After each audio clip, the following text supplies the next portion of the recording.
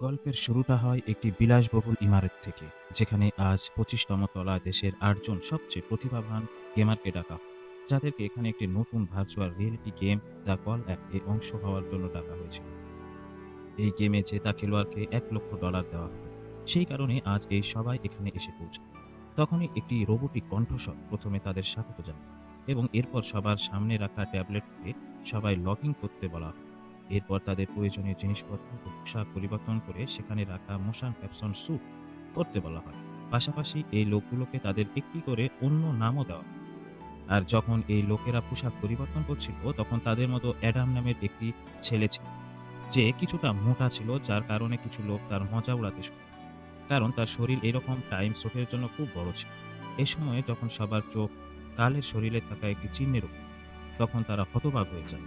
তারা তৈরি হয়ে যায়, যার পরে তাদের একটি আলাদা ঘরে যেতে বলা হয় এবং এখানে একটি স্ক্যানার থাকে, যার উপর দাঁড়িয়ে তাদের অন্য কোডটি বলতে হয়। পাশাপাশি সামনে রাখা হাইটেক স্যুট পরতে হয়, যা দেখে তারা সবাই চমকে যায়। কারণ একটি বিশেষ ধরনের অ্যাডভান্স গেমিং স্যুট ছিল এবং এটি কেনা সবার সাধ্যের মতো ছিল না। তাই সবাই নিজেদের স্যুট পরে নেয়। জসিম বাদ, যে একজন মুসলিম, এবং তার স্যুটে লেখা ছিল টেরোরিস্ট, যা দেখে সে রেগে যায় এবং গেমে অংশ নিতে অস্বীকার করে। আর জসিম গেম ছেড়ে সেখান থেকে যাওয়ার চেষ্টা করে, কিন্তু দরজা ভেতর থেকে বন্ধ ছিল।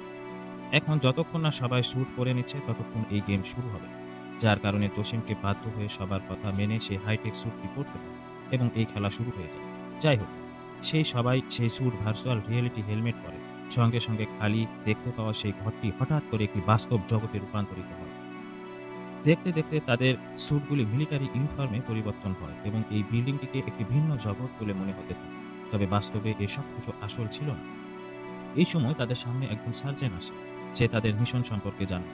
সার্জেন্টকে দেখে তারা সবাই চমকে যায় এবং যেই তাকে দেখতে হেলমেট খুলে, তখন সার্জেন্ট সেখানে থেকে অদৃশ্য হয়ে যায়। আসলে এই সার্জেন্টটি একটি কাল্পনিক টিউটোরিয়াল ছিল, যে তাদের সামনে পথ দেখাবে। এই গ্রুপ সদস্যরা সার্জেন্টের পিছু পিছু অন্য একটি ঘরে যায়, যেখানে তাদের সামনে অস্ত্র থাকে এবং এই অস্ত্রগুলি দিয়ে প্রথমে তাদের অনুশীলন করানো হয়। এরপর সার্জেন্ট লোকগুলিকে জানায় যে এই পুরো বিল্ডিংয়ে রাশিয়ান সন্ত্রাসীরা হামলা করছে। বিভিন্ন জায়গায় তাদের দখল রয়েছে। লোকগুলি 25তম তলা থেকে নিচে পর্যন্ত তাদের খতম করতে হবে। তবে সে এই সময় যদি তাদের মধ্যে কাউকে শত্রু গুলি লাগে, তাহলে তাদের সেফটি জ্যাকেট সঙ্গে সঙ্গে ড্যামেজ হয়ে যাবে। কিন্তু এ সময় যদি তাদের আরো একটি গুলি লাগে, তবে তাদের প্রাণও যেতে পারে। সবার কাছে একটি করে ইমার্জেন্সি ইনজেকশন থাকে, যার সাহায্যে তারা নিজেদের প্রাণ বাঁচাতে পারে। তবে এরও তাদের কাছে শুধুমাত্র একটি ডোজ থাকে এবং তাদের মধ্যে যে কেউ শত্রুদের মারতে মারতে জীবিত অবস্থায় গ্রাউন্ড ফ্লোর পর্যন্ত বেঁচে যাবে, সেই এই খেলার আসল বিজয়ী এবং তাকে $1,00,000 পুরস্কার দেওয়া হবে। এরপর গেমের প্রথম লেভেল শুরু হয়ে যায়, যেখানে সবাই আন্দ্রেকে অনুসরণ করছে। কারণ আন্দ্রে আগে একজন আর্মি অফিসার ছিল এবং এই রকম পরিস্থিতি সামলানো তার ভালোই অভিজ্ঞতা ছিল। এই কারণে আন্দ্রে পুরো গ্রুপকে নেতৃত্ব দেয়। সে লাইনে সবার আগে এগোতে থাকে এবং প্রতিটি ঘর চেক করে। হঠাৎ তাদের সামনে একজন সন্ত্রাসী আসে, যাকে দেখে গ্রুপের সব লোক নিজেদের প্রাণ বাঁচাতে এদিক ওদিক লুকিয়ে পড়তে শুরু করে। কিন্তু আন্দ্রে না ডরিয়ে তার মোকাবেলা করে এবং তাকে মেরে ফেলে। এই সন্ত্রাসী মরতেই একটি আওয়াজ শোনা যায় এবং আমরা জানতে পারি যে এই লোকদের প্রথম লেভেল সম্পূর্ণ হয়ে গেছে, যার সমস্ত পয়েন্ট আন্দ্রে পায়, কারণ সে একাই তাকে মেরেছে। এই সময় যখন তারা দেহটিকে ছোঁয়ার চেষ্টা করে, তখন তারা জানতে পারে যে এটিও সার্জেনের মতো একটি ভার্চুয়াল পরিচয়। এরপর তারা সবাই পরের তলায় যাওয়ার জন্য সিঁড়ি দিয়ে নিচে নামে এবং এখানে সবার এই জিনিসটা অনুভব হয় যে যদি তারা কোনো লেভেল সম্পূর্ণ না করে সরাসরি নিচে যাওয়ার চেষ্টা করে, তবে তাদের বিদ্যুতের ঝটকা লাগতে শুরু করে, সাথে তাদের মৃত্যুও হতে পারে। অর্থাৎ এই পুরো খেলাটা ভার্চুয়াল হলেও যে স্যুটটা এই লোকগুলো করেছিল, সেটা তাদের আসল দুনিয়ার ব্যথার অনুভূতি দেয়, যার সঙ্গে তাদের হালকা অসাবধানতা সরাসরি তাদের মৃত্যুর মুখে ঠেলে দিতে পারে। যাই হোক, এখন এই লোকেরা পরের লেভেলের দিকে এগোয় এবং এখানে তারা আগের তুলনায় বেশি অ্যাডভান্স অস্ত্র পায়, যেগুলি আন্দ্রে একে একে করে সবার হাতে চালানো শিখায়। পাশাপাশি তাদের সবাইকে লুকিয়ে শত্রুদের ধোঁকা দিয়ে কিভাবে আক্রমণ করতে হবে তাও প্রশিক্ষণ দেয়। এরপর সবাই মিলে একসাথে শত্রুদের মোকাবেলা করার জন্য বেরিয়ে পড়ে। এখানে পুরো গ্রুপ মেন রুম প্রবেশ করলেও প্রথমে মার্কো চোখ একজন শত্রুর উপর, তাই মার্কো তাকে মেরে এগিয়ে যায়। মার্কো মারা দেখে গ্রুপের বাকি লোকদেরও আত্মবিশ্বাস বাড়ে এবং তারা সবাই সন্ত্রাসীদের সঙ্গে লড়তে শুরু করে। এই সময় অ্যাডাম ভুল করে তার সমস্ত গুলি একজন শত্রুর উপর নষ্ট করে দেয় তবে তার একটি গুলিও লক্ষ্যে লাগে না, যার ফলে শত্রুটি অ্যাডামের উপর হামলা করতে যাচ্ছিল, যে তখন আন্দ্রে এসে তার প্রাণ বাঁচায়। কিন্তু দুর্ভাগ্যবশত একটি গুলি উল্টো আন্দ্রের গায়ে লাগে, যার ফলে তার সেফটি জ্যাকেট ড্যামেজ হয়ে যায়। অর্থাৎ এখন টিমের সেরা খেলোয়াড় বিপদে পড়ে। অন্যদিকে আমরা টেলার নামের একটি মেয়েকে দেখি, যার এই গেমটা থেকে ভয় লাগতে শুরু করছিল এবং সে সবাইকে জানায় যে এই গেমের ইনভাইটেশন তার বন্ধু পেয়েছিল, কিন্তু তার জায়গায় সে এখানে এসেছে। অন্যদিকে শেলি নামের অন্য একটি মেয়ে তাকে বোঝায় যে এটা কেবল একটি গেম এবং তার এতে ভয় পাওয়ার কোনো দরকার নেই। যার পরে আমরা শেলির সামনে একটি সন্ত্রাসীকে দেখি। শেলি চাইলেও তার উপর গুলি চালাতে পারছিল না। তখন কাল সেখানে আসে এবং লোকটিকে মেরে গেমের নিচের খাতা দেয়। কিন্তু দুঃখের বিষয়, পরের মুহূর্তে তার গুলি লাগে, যার ফলে তারও সেফটি জ্যাকেট ড্যামেজ হয়ে যায়। কাল নিজেকে সামলানোর আগে তাকে সন্ত্রাসী দ্বিতীয় গুলি করে, যার ফলে কাল এখানে খারাপভাবে আহত হয়ে গেল। এই সময় শেলি এসে সে সন্ত্রাসীকে মেরে ফেলে এবং কালকে সামলানোর জন্য তার কাছে যায়, যে যন্ত্রণায় খারাপভাবে কাতরাচ্ছিল। এখানে শেলি তার হেলমেট খুলে এটা দেখার চেষ্টা করে যে সত্যি তার গুলি লেগেছে কিনা, কিন্তু বাস্তবে কালের শরীরে কোথাও কোনো গুলির চিহ্ন ছিল না। কিন্তু সে ব্যথা তার হচ্ছিল, তা গুলি লাগার থেকে খারাপ ছিল। তখনই আন্দ্রে সেখানে আসে এবং তার ইমার্জেন্সি ইনজেকশন কালকে ইনটেক্স করে দেয়, যার ফলে গুলি লাগার সেই ক্ষতটা ভরে যায় এবং কিছুক্ষণ পরে কাল স্বস্তির নিঃশ্বাস ফেলে। কিন্তু সে নিজেকে এখনো আহত অনুভব করছিল। এই ঘটনার কাল এত ঘাবড়ে যায় যে তার বমি পর্যন্ত আসতে শুরু করে। তার কাছে একটা কোনোভাবেই কোনো গেম মনে হচ্ছিল না। যার পরে তারা সবাই নিজেদের হেলমেট খুলে কিছুক্ষণের জন্য বিরতি নেয়।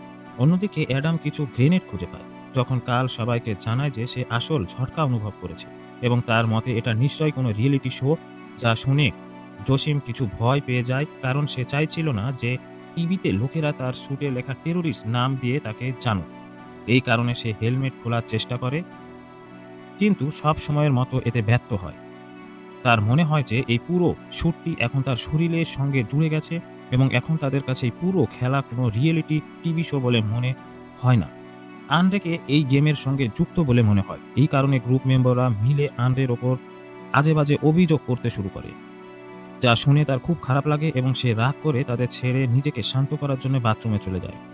আন্দ্রের এই বিষয়ে অজ্ঞ ছিল যে গেম এখনো শুরু আছে এবং সে আন্দ্রের একটা অনুভব হয় যে তার হেলমেট নিচে নামা, কিন্তু পিছনে থাকা একজন সন্ত্রাসী তার ওপর গুলি চালিয়ে দেয়, যার ফলে আন্দ্রে সেখানেই মেঝেতে পড়ে যায়। আন্দ্রে এখন চাইলেও নিজে সাহায্য করতে পারত না, কারণ তার ইনজেকশন এখন জ্যাকেটে আগে ব্যবহার করা হয়েছিল। এমন পরিস্থিতিতে সে তার সঙ্গীদের আওয়াজ দেয় এবং যখন এই চিৎকার বাকি লোকেরা শুনতে পায় তখন তারা নিজেদের হেলমেট পরে নেয়, কিন্তু তখনই অন্য এক সন্ত্রাসী এডওয়ার্ড নামের ছেলেটিকে গুলি করে দেয়। সে সেখানেই আহত হয়ে পড়ে যায়। তবে ভাগ্যক্রমে তার কাছে সে ইনজেকশন ছিল, যেটি পুশ করে, যা লাগানোর ফলে সে ঠিক হয়ে যায়। অন্যদিকে টেলর গেম ছেড়ে দেওয়ার সিদ্ধান্ত নিয়েছিল। সে সিঁড়ি দিয়ে নিচে যেতে শুরু করে, কিন্তু সেখানে থাকা বিদ্যুতের ঝটকা তার সব পরিকল্পনা ব্যর্থ করে দেয়। কিছু সময়ের মধ্যে সন্ত্রাসীরা দুদিক থেকে তাদের উপর গুলি বর্ষণ করতে শুরু করে এবং জবাবে গ্রুপ সদস্যরাও তাদের সঙ্গে দৃঢ়ভাবে মোকাবেলা করে। তখনই অ্যাডাম খুব বুদ্ধিমত্তার সঙ্গে একটি গ্রেনেড তাদের উপর ছোড়ে, যা বিস্ফোরণে বাকি সন্ত্রাসীরা মারা যায় এবং এই লেভেলটি সম্পূর্ণ হয়ে যায়, যেখানে এবারের সবচেয়ে বেশি পয়েন্ট অ্যাডাম পায়।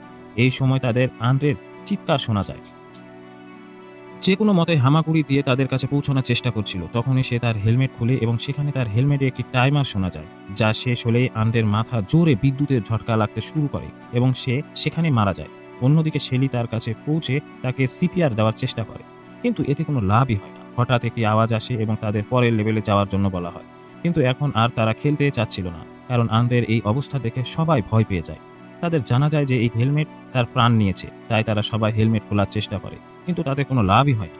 এরপর জসিম একটি ফায়ার এক্সিট দিয়ে মাথার হেলমেট খোলার চেষ্টা করে, কিন্তু হেলমেট এত শক্ত ছিল যে তা এক চুলও নড়ে না। এই সময়ে যেখানে সার্জেন্ট এসে যায়, যে নিয়ম ভাঙার জন্য জসিমকে খুব মারধর করে, যার পরে সে তাদের গেম শেষ না করে এমন না করার পরামর্শ দেয়, অন্যথায় এর পরিণতি তাদের নিজেদেরই ভোগ করতে হবে। সার্জেন্টের কথা শুনে তারা সবাই কিছুটা ভয় পেয়ে যায় এবং শান্তভাবে এগিয়ে যাওয়ার সিদ্ধান্ত নেয়, যার পরে তারা একসঙ্গে মিলে অনেক লেভেল পার করে। প্রতিটি লেভেলে তাদের একটি আলাদা চ্যালেঞ্জের মুখোমুখি হতে হয়। সেই একটি লেভেলে তারা এমন একটি রুমে প্রবেশ করে যেখানে গ্যাস লিক হচ্ছিল। এই কারণে তারা বন্দুকের পরিবর্তে হাতের ব্যবহার করে, যেখানে তাদের এখন ছুরি দিয়ে নিজেদের শত্রুদের মোকাবেলা করতে হয়। এই কারণে তাদের নিজেদের শত্রুদের একেবারে কাছ থেকে মারতে হয়। একইভাবে তাদের আলাদা আলাদা লেভেলে ফেস করতে হয়, যার পরে সবাই নিচের তলায় যায়, যেখানে শত্রুরা AK-47 দিয়ে তাদের স্বাগত জানায়। এই গোলাগুলিতে তাদের সেফটি জ্যাকেটও ড্যামেজ হয়ে যায়। পাশাপাশি অ্যাডাম এবং কালের গুলি লাগে, কিন্তু শেষ মুহূর্তে শেলি এবং মার্কো তাদের ইমার্জেন্সি ইনজেকশন দিয়ে ঠিক করে দেয়। এখন শত্রুদের মারার পরে যখন এই লেভেল শেষ হয়, তখন সবাই কিছুক্ষণের জন্য বিরতি নেওয়ার সিদ্ধান্ত নেয়। তখনই জসিমের চোখ কাচের অন্যদিকে থাকা দুনিয়ার উপর পড়ে, যার ফলে তারা রাত হওয়ার খবর জানতে পারে। যাই হোক, এখন তারা খুব ক্লান্ত হয়ে পড়েছিল, কিন্তু জসিম আরও একবার সেখান থেকে পালানোর চেষ্টা করে এবং একটি ভারী জিনিস দিয়ে বিল্ডিংয়ের জানালা ভাঙতে শুরু করে। কিছুটা সে এতে সফলও হয়েছিল, কিন্তু তখনই হঠাৎ সেখানে সার্জেন্ট এসে যায়, যে জসিমকে এত খারাপভাবে মারে যে তার পা ভেঙে যায় এবং এই আঘাতটি তার বাস্তবে লেগেছিল। অর্থাৎ এখন জসিমের উপর সেই ইনজেকশনও কাজ করতে পারবে না। সেখানে উপস্থিত বাকি লোকেরা জসিমের এমন অবস্থা দেখে তাকে একটি ফার্নিচারে লুকিয়ে রেখে এগিয়ে যাওয়ার সিদ্ধান্ত নেয়। তবে দুর্ভাগ্যবশত কিছুক্ষণ পরেই অতিরিক্ত রক্তক্ষরণের কারণে জসিমের মৃত্যু হয়। যার পরের লেভেলে যখন তারা সবাই পৌঁছায়, তখন তাদের কিছু নতুন অস্ত্র দেওয়া যায়। মার্কো এবং বাকি লোকেদের মধ্যে সেই অস্ত্রগুলি নিয়ে তর্ক হতে শুরু করে, যার সুযোগ নিয়ে একজন সন্ত্রাসী মার্কোর উপর হামলা করে দেয় এবং তার গুলি লাগে। এই ঘটনার পুরো গ্রুপ সতর্ক হয়ে যায়। এই সময় টেলর তাদের কাছ থেকে বাঁচতে বাথরুমে লুকিয়ে পড়ে। অন্যদিকে শেলি তার ইমার্জেন্সি ইনজেকশন দিয়ে মার্কোর প্রাণ বাঁচিয়ে নেয়। তখনই তারা জানতে পারে যে টেলর তাদের সবার সঙ্গে নেই, তাই তারা তাকে খুঁজতে বেরিয়ে যায়। অন্যদিকে আমরা টেলরের কাছে একজন সন্ত্রাসীকে আসতে দেখি, যে বাথরুমের প্রতিটি দরজা চেক করছিল। আর এখন পরের পালা টেলর, কিন্তু তখনই শেলি এসে তার প্রাণ বাঁচিয়ে নেয়, যার পরে তাদের এই লেভেলটিও সম্পূর্ণ হয়ে যায়, যেখানে এডওয়ার্ড সবচেয়ে বেশি পয়েন্ট নিয়ে লিডার বোর্ডের শীর্ষে থাকে। এখন আমরা এই সবাইকে এখানে অপরের সঙ্গে কথা বলতে দেখি, যেখানে কথার মাঝে তাদের সবার অনুভব হয় যে তারা সবাই তাদের বাড়িতে একা, তাদের আশেপাশে কেউ নেই এবং সম্ভবত এই কারণেই এই লোকগুলোকে এখানে আমন্ত্রণ জানানো হয়েছে। অর্থাৎ যদি তাদের কিছু হয়ে যায় তবে তাদের খোঁজ নিতে কেউ আসবে না। কিছুক্ষণ পরে তারা তাদের পরের লেভেলে পার করার জন্য বেরিয়ে যায়, যেখানে তাদের সার্জেন্টকে একজন সন্ত্রাসীকে মারতে দেখা যায়। আসলে সার্জেন্টের মতে বেসমেন্টে একটি বোমা লাগানো আছে, যা কিছুক্ষণ পরেই ফাটতে চলেছে, যা থামানোর জন্য তাদের এই জিম্মি কাছ থেকে তার একটি কোড পার করতে হবে। তাই এডওয়ার্ড সেই লোকটির কাছ থেকে কোড পার করার জন্য বিদ্যুতের ঝটকা দিতে শুরু করে, যার উপর লোকটি তার সামনে অনুময় করতে থাকে, কিন্তু এডওয়ার্ড মানে না। তখনই আমরা সেই লোকটির মুখ থেকে একটি শব্দ শুনতে পাই, যা অ্যাডাম বোমের ডিফিউজ কোড মনে করে সিস্টেমে লিখে দেয়। কিন্তু যেই অ্যাডাম এই কোডটি দেয়, বোম ডিফিউজ হওয়ার পরিবর্তে হঠাৎ সক্রিয় হয়ে যায় এবং এখন তাদের কাছে মাত্র 30 মিনিট বাকি ছিল। এটা দেখে সেই জিম্মি তাদের উপর হাসতে শুরু করে। সার্জেন্টও সেখান থেকে চলে যায়। তখনই টেলর সেই লোকটির হাসি বন্ধ করার জন্য তাকে গুলি করে দেয়। অন্যদিকে মার্কো এর সবকিছুর জন্য অ্যাডামকে দায়ী করে, কারণ না তো সে ভুল শব্দ লিখত আর না এই বোম সক্রিয় হতো। তাই রাগের বশে মার্কো অ্যাডামকে মারার চেষ্টা করে, কিন্তু হেলমেট পরা থাকার কারণে তার আঘাত লাগে না। যার পরে সে আসল জগতে এসে হেলমেট সরিয়ে অ্যাডামকে একটি জোরে ঘুষি মারে। এই সময় তাদের সার্জেন্ট আওয়াজ শোনা যায়, যে লিফটকে থামিয়ে রেখেছিল। সে তাদের সেটিকে আসতে বলে, তাই তারা সবাই তাড়াতাড়ি লিফটের ভিতরে চলে যায় এবং লিফট নিচে যেতে শুরু করে। কিন্তু কিছুক্ষণ পরে হঠাৎ একটি ঝটকায় লিফট থেমে যায়, কারণ লিফট খারাপ হয়ে গিয়েছিল। তার দরজা জ্যাম হওয়ার কারণে খুলছিল না। তবে কোনো মতে মার্কো কিছুটা দরজা খুলতে সফল হয়, যার ফলে সবাই একে একে বাইরে আসে। কিন্তু শেষে যখন অ্যাডামের পালা আসে, তখন মার্কো তাকে শিক্ষা দেওয়ার জন্য লিফটের দরজা আবার বন্ধ করে দেয়, যার ফলে তারা দুজন ওখানেই ফেঁসে গিয়ে ৩য় তলায় এসে পৌঁছায়। যার পরে তারা লিফট থেকে বাইরে আসে, তখন বাইরের দৃশ্য দেখে তারা চমকে যায়, কারণ তাদের সামনে একটি হেলিকপ্টার খারাপভাবে ভেঙে পড়েছিল। কিন্তু তারা দুজন এগিয়ে যায় এবং মার্কো অ্যাডামকে নিজের ঢাল বানিয়ে আগে চলার জন্য হুমকি দেয়। হঠাৎ অ্যাডামের সামনে একজন সন্ত্রাসী আসে এবং সে তাকে মেরে ফেলে, কিন্তু এখন তার কাছে একটিও গুলি অবশিষ্ট ছিল না। এ কারণে সে মার্কোকে আগে চলতে বলে, কিন্তু মার্কো তার একটি কথাও শুনে না। যার পরে সেটাই হয় যা নিয়ে ভয় ছিল। কিছু সেকেন্ড পর একজন সন্ত্রাসীর গুলিতে অ্যাডাম সেখানেই মারা যায়। অন্যদিকে চতুর্থ তলায় আমরা বাকি লোকগুলিকে দেখি, যাদের হাতে কিছু অ্যাডভান্স অস্ত্র আসে। তারা সবাই সেগুলি রাখছিল যে হঠাৎ একজন সন্ত্রাসী ঘরে স্মোক গ্রেনেড ছুড়ে, যার ফলে পুরো ঘর ধোঁয়ায় ভরে যায়। এইসব দেখে কালের অতীতের কথা মনে পড়ে যায়। আসলে তার শরীরের উপরে পোড়ার সেই চিহ্নটি একটি বেদনাদায়ক দুর্ঘটনা ছিল, যেখানে তার বান্ধবী মারা গিয়েছিল। এই পুরো ঘটনার জন্য কাল আজও নিজেকে দায়ী মনে করে এবং এখন এমন পরিস্থিতিতে এই ধোঁয়া দেখে তার সবকিছু আবার মনে আসতে শুরু করে। শেলি কোনো মতে তাকে বুঝিয়ে নিজের সঙ্গে নিয়ে চলে যায়, যেখানে তারা শত্রুদের মোকাবেলা করতে করতে গ্রাউন্ড ফ্লোর পর্যন্ত পৌঁছে যায়। অর্থাৎ এখন তারা এই খেলার শেষ পর্যায়ে ছিল, কিন্তু এখন তাদের কাছে গুলি প্রায় শেষ হয়ে গিয়েছিল। তাই টেলর অস্ত্রের খুঁজে অন্য ঘরগুলি চেক করতে শুরু করে, যেখানে সে কিছু ইমার্জেন্সি ইনজেকশন খুঁজে পায়। সে এই ইনজেকশনগুলি নিয়ে যাচ্ছিল যে তখনই সেখানে মার্কো এসে যায় এবং টেলরের কাছ থেকে সেই ইনজেকশনগুলি চাইতে শুরু করে। টেলর ইনজেকশন দিতে অস্বীকার করে, তো মার্কো তাকে গুলি করে দেয়, যার ফলে টেলর ঘটনাস্থলেই মারা যায়। কিছুক্ষণ পরে সেখানে কার্ল এসে যায় এবং মার্কোর কাছে টেলর সম্পর্কে জিজ্ঞেস করে। মার্কো তাকে এমন ভাব দেখায় যে নিজেই কোনো শত্রুর কাছ থেকে বাঁচতে পালিয়ে আসে। কালও তার কথা বিশ্বাস করে, কিন্তু এগিয়ে গিয়ে যখন কালের চোখ এক কোনায় পড়ে থাকা টেলরের লাশের উপর পড়ে, তখন তার বুঝতে অসুবিধা হয় না যে এটা কার কাজ। সে রেগে উন্মত্ত হয়ে যায় এবং হেলমেট খুলে আসল জগতে মার্কোর ওপর হামলা করে দেয়। সে তার গলা টিপে ধরার চেষ্টা করে, কিন্তু মার্কো কিছুক্ষণ পরেই নিজের দখল করে নেয় যে খুব নির্ভুলভাবে কালের মারতে শুরু করে। সে কালের প্রাণ নিতেই যাচ্ছিল যে হঠাৎ সেখানে সার্জেন্ট এসে যায় এবং গেমের নিয়ম ভাঙার অপরাধে মার্কোকে মারতে শুরু করে এবং শেষে গলা টিপে ধরে তার খেলা শেষ করে দেয়। যাই হোক, এখন এই গেম শুধু এডওয়ার্ড, কাল এবং শেলিকে মিলিয়ে ৩ খেলোয়াড় বাকি থাকে, যারা বোমা ডিফিউজ করার জন্য বেসমেনে পৌঁছে যায় এবং এই কাজ শেষ করার জন্য তাদের কাছে মাত্র ৭ মিনিট বাকি থাকে। তখনই তাদের সামনে অসংখ্য সন্ত্রাসী আসে, কিন্তু তারা ৩ জন খুব সাহসের সঙ্গে তাদের মোকাবেলা করে এবং অবশেষে কাল একটি গ্রেনেড ছুঁড়ে সবার কাজ শেষ করে দেয়। এখন এই লোকেরা বোম ডিফিউজ করার জন্য তার কাছে যায়। তখনই সেখানে একজন সন্ত্রাসী ভ্যানে করে আসে এবং কালের উপর গুলির বর্ষণ করে, যার ফলে কাল খারাপভাবে আহত হয়ে যায়। অন্যদিকে বোম ফাটতে মাত্র ২ মিনিট বাকি ছিল, তাই শেলি কোনো মতে বোম ডিফিউজ করার জন্য এগিয়ে যায়। তবে সেখানে যাওয়া সন্ত্রাসী তাকেও তার গুলির শিকার বানিয়ে নেয়। শেলির রক্ত প্রয়োজনের তুলনায় বেশি বইছিল। তখনই কাল সেখানে এসে তার কাছে রাখা সেই একমাত্র ইমার্জেন্সি ইনজেকশনটি শেলিকে লাগিয়ে তার প্রাণ বাঁচিয়ে নেয়। কিন্তু দুঃখের বিষয়, কিছুক্ষণ পরেই কালের সেখানেই মৃত্যু হয়। কিন্তু তখন এডওয়ার্ড একটি মিনি রকেট লঞ্চার দিয়ে সেই শেষ বাকি সন্ত্রাসীকে মেরে শেষ সেকেন্ডে বোমা ডিফিউজ করে দেয়, যার ফলে এই খেলা সেখানে শেষ হয়ে যায় এবং এরপর আমরা সেখানে সার্জেন্টকে আসতে দেখি। সে তাদের জয়ের জন্য অভিনন্দন জানায়। এখন এডওয়ার্ড তার ভাষায় কথাগুলো পুনরাবৃত্তি করতে শুরু করে এবং তাদের এমনটা করতে দেখে শেলি বুঝতে পারে যে এডওয়ার্ড এদের সঙ্গে মিলেছিল এবং সে এ সম্পর্কে আগে থেকে জানে।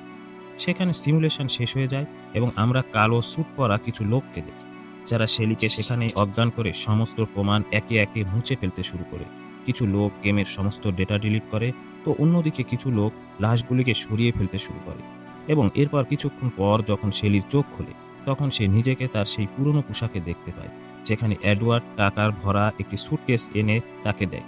কিন্তু শেলি তা নিতে অস্বীকার করে। সে তার বন্ধুদের জন্য ন্যায় বিচার চাইছিল, তাই এই সব কিছু পুলিশকে বলে দেওয়ার হুমকি দেয়, যার উপর এডওয়ার্ড তাকে যে কাউকে বলে দিতে বলে, কারণ সে জানতো যে তার কথা কেউ বিশ্বাস করবে না। তখনই অন্য একজন লোক এসে শেলিকে অজ্ঞান করার চেষ্টা করে, তবে শেলি তাকে আহত করে তার বন্দুক দিয়ে বেসমেন্টের সব লাইটকে লক্ষ্য করে চারিদিকে অন্ধকার করে দেয় এবং এরপর পার্কিংয়ে লুকিয়ে প্রথমে এডওয়ার্ডের সব লোককে মেরে ফেলে এবং অবশেষে সুযোগ বুঝে অন্ধকারের সুযোগ নিয়ে এডওয়ার্ডেরও প্রাণ নিয়ে নেয় এবং এরই সঙ্গে এই আশ্চর্যজনক মুভি এখানে শেষ হয়ে যায়। বন্ধুরা, এই ধরনের আরও ভিডিও দেখতে সাবস্ক্রাইব করা এবং নোটিফিকেশন অন করতে ভুলো না। দেখার জন্য অসংখ্য ধন্যবাদ।